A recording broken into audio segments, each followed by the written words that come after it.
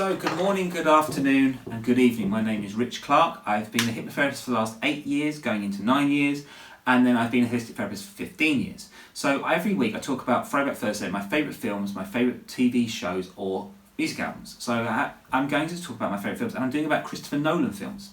So, I've already done one video about Memento, and I'm going to talk about the other two films which I want to talk about. This one I'm going to talk about is Inception, and the other one in the future is Tenet.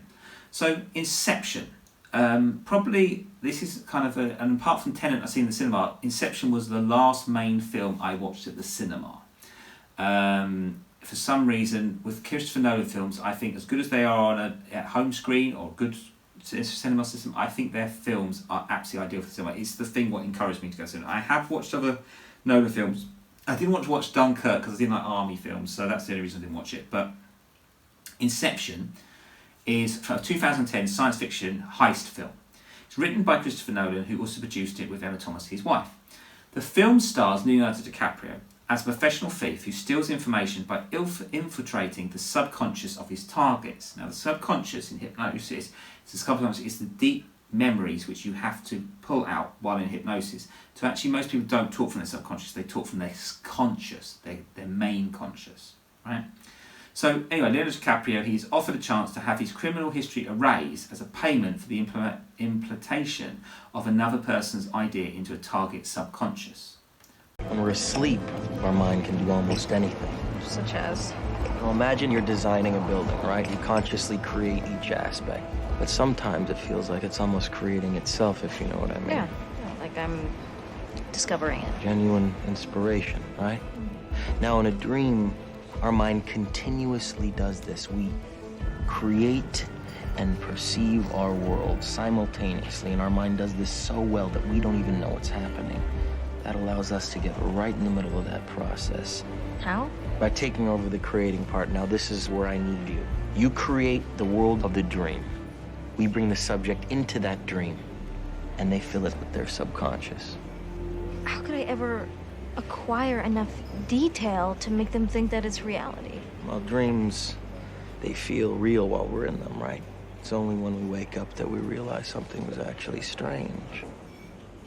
Let me ask you a question. You never really remember the beginning of a dream, do you? You always wind up right in the middle of what's going on. I guess, yeah. So, with this, there's many actors in this. There's an ensemble of Ken Watanabe, Joseph Gordon-Levitt, there's Marianne Cotillard, there's Elliot Page, there's Tom Hardy, there's Cillian Murphy. There's some really good acting in it. Michael Caine, which obviously he was in the Batmans. This film, I think, is an amazing sense on the idea of what cinema can push. And in 2010, I saw this at IMAX. I think 3 times. I saw it twice in America and I saw it twice in England. And if I ever see it again, I saw it in 3D as well, and it was just an amazing film. So, the one thing is with this is Nolan had already done, after the completion of Insomnia, Nolan had presented this Inception idea for years, and it took a long time to come out because he'd worked on Batman Begins, he worked on The Prestige, and then he worked on The Dark Knight. So it took a bit of time, but because he'd done them films, it kind of got the backing to then do what he wanted. And this film has done very well. I mean, it's actually near, I think it made something like nearly 900 million on a nearly 200 million budget. Nolan spends money on these films, but there's a reason, because they are absolutely excellent. So, what is the plot? So let's explain the plot. And again, you're going to see clips of how great the visuals were. He actually did win. It won Best Cinematography, Best Sound Editing, Best Visual Effects, because it was just absolutely phenomenal as a film. It was so engaging and so unusual for film. So the plot is Dom, Combe and Arthur are extractors who perform corporate espionage using experimental dream sharing technology to infiltrate their target's subconscious and extract information. Their latest target, Seato, is impressed with Cog's ability to layer multiple dreams within each other. So they basically create false memories. So I think this is why I think probably now, this probably influenced me more about going to hypnotherapy and understanding it from a film perspective. He offers to hire Cobb for the impossible job of implanting an idea into a person's subconscious, and this is what's performing Inception. This is why it's called Inception. It's about Inception. It's about, instead of deception, which is where we deceive ourselves. Inception is actually putting an idea into someone's head. And some of these ideas may be wrong. So the idea is when we see Minority Report, which is probably was done in like 2000, like 10 years before. Now if like Minority Report had the technology, what they did for Inception, they could have made it a better film. I still think Minority Report is a great film anyway. But so the idea is, with this implanting the Inception, is the son of Sayato's competitor, Morris Fisher, the idea to dissolve his father's company. In return, Saito promises to clear Cobb's criminal status, allowing him to return home to his children.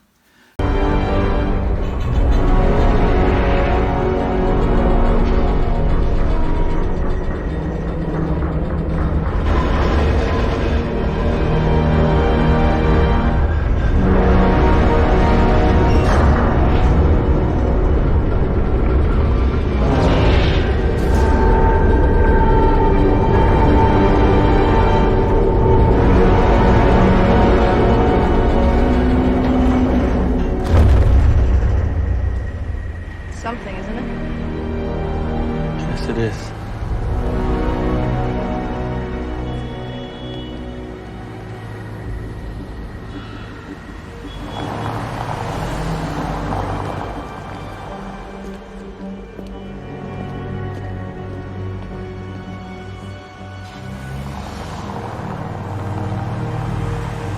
Cobb accepts the offer and assembles his team. A forger named Ames, a chemist named Yusuf, and a college student named Aranadine.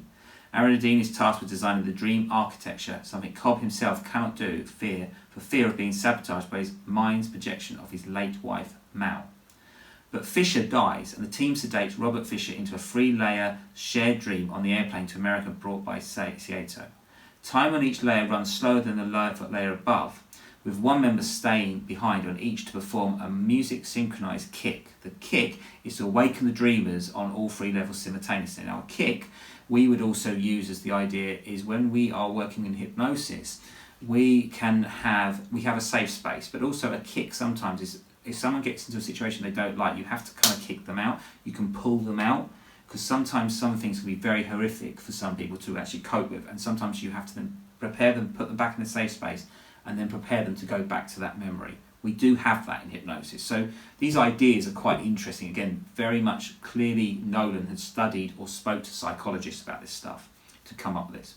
And I think in the future we may have people where they can, with Vanilla Sky and all these ideas, is like actually do this for people who could end up in, working, like a form of like a legal coma, I suppose. Anyway, the team abducts Robert in a city on the first level, but his trained subconscious projections attack them. And the subconscious can do that. The subconscious can block memories, this is the difference. See, the memory of your conscious and your subconscious is always battling each other. But the subconscious is the deep-rooted belief. And that's why when you go into hypnosis, to go into the deep sleep subconscious, is to reframe it. So, this trained subconscious projections attack them. After Saito is wounded, Cobb reveals that while dying in the dream would usually awaken dreamers. Use of sedatives will instead send them into limbo, and this is a world of infinite subconscious. So this actually about limbo, actually, if we understand about astral travel, there are some people who end up in astral travel and they end up getting stuck in the spirit world or the astral travel world and they can't come back. And that sometimes is what actually is how a coma works. People go into a coma, is actually they're in their mind and they're in this like world, and this is why they do say some people come back out of a coma. A lot of people can't, but there are people who can. And there is also this idea of technology is talked about that maybe hypnosis or can do that, can go into people's minds and take them out of a coma, because the mind is still so powerful. We still don't understand everything about it. So anyway, Ames impersonates Robert's godfather, Peter Browning, to introduce the idea of an alternative will to dissolve the company. Cobb tells Aradine that he and Mal entered limbo while experimenting with dream sharing, experiencing 50 years in one night due to the time dilation with reality. After waking up, Mal still believed she was dreaming. Attempted to wake up, she committed suicide and framed Cobb for her murder to force him to do the same. Cobb fled the US, leaving his children behind. So this is again where this is the trouble with technology when they're going to do it in the dream state and so forth, is about how people misuse it and how some people would like to change things too much, where sometimes we have to understand that things are just what they are. When we look at Yusuf drives the team around the first level as they're sedated into a second level, a hotel dream by Arthur persuades Browning has kidnapped him to stop the disillusion, and that Cobb is a defensive projection, leading Robert to another third level deeper as part of a ruse to enter Robert's subconscious. Do apologise, it is quite complicated, and that's why sometimes when you describe something in a script, it's actually better to watch it. And Inception is why it's an interesting film, because there's so many things you catch, and that's where you think, oh, how does he do that? Why does that happen? That's why it's a great film. And I think Nolan does this. He comes up with films which are so groundbreaking and so thought-provoking that it makes you want to watch them again. I've seen Inception 4 or 5 times at the cinema, and I still watch it every so often just to see ideas and see. And I think it's an excellent film. What are you doing? I'm sorry, I thought it was free. Well, it's not. Maybe we could share. Maybe not. Can you pull over, get this? Great.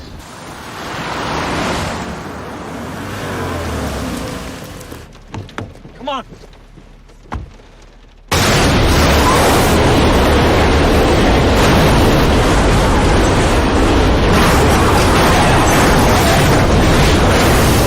There's $500 in there. The wallet's worth more than that, so you might at least drop me at my stop. I'm afraid it doesn't.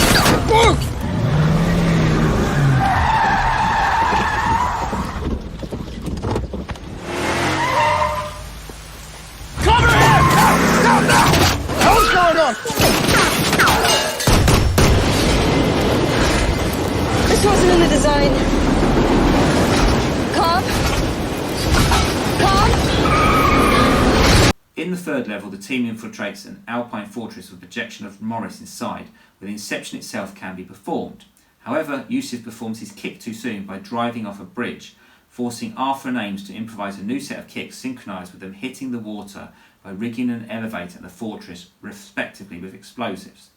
Mal then appears and kills Robert before he can be subjected to the Inception, and he and Sato are lost in limbo, forcing Cobb and Aridane to rescue them in time for Robert's Inception and Ames' kick. So kick is coming out, the Inception is putting the memory in, just to remind you. Cobb reveals that at the time during their limbo, Mal refused to return to reality. Cobb had to convince her it was only a dream, accidentally incepting her in her the belief that the real world was still a dream. So he done it by accident. See, and this is where sometimes when people live in dream world, this idea is that some people like to live in a false reality because their actual normal reality is horrible. This actually happens to a lot of people who go through abuse, and also sometimes something can be really devastating. That's why they believe they want to live in the dream world or live in a false reality. So Cobb makes peace with his power in Mal's death. Aridane kills Mal's projection and wakes Robert up with a kick. Revived into the third level, he discovered the planted idea, his dying father telling him to create something for himself. While Cobb searches for Sato in limbo, the others ride the synced kicks back to reality. And then Cobb finds an age theatre and reminds him of their agreement. The dreamers all awaken on the plane. This is where they get back to reality, and Saito makes a phone call. Arriving in Los Angeles, Cobb passes the immigration checkpoint, and his father-in-law accompanies to his home. Cobb uses Mal's totem, a top that spins indefinitely in a dream, to test if he's in the real world. But he chooses not to observe the result and instead joins his dream.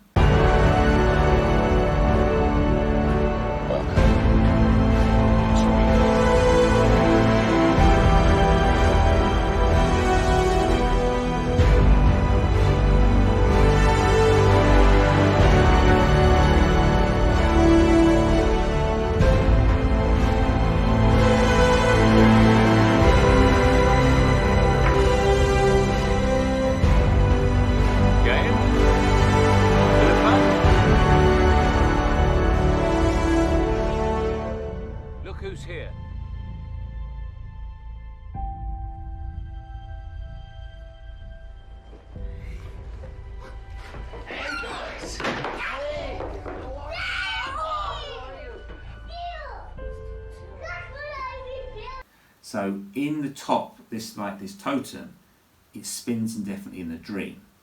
And in the ending, that's what you've got to watch to wonder whether is he still living in a dream or is he living in reality.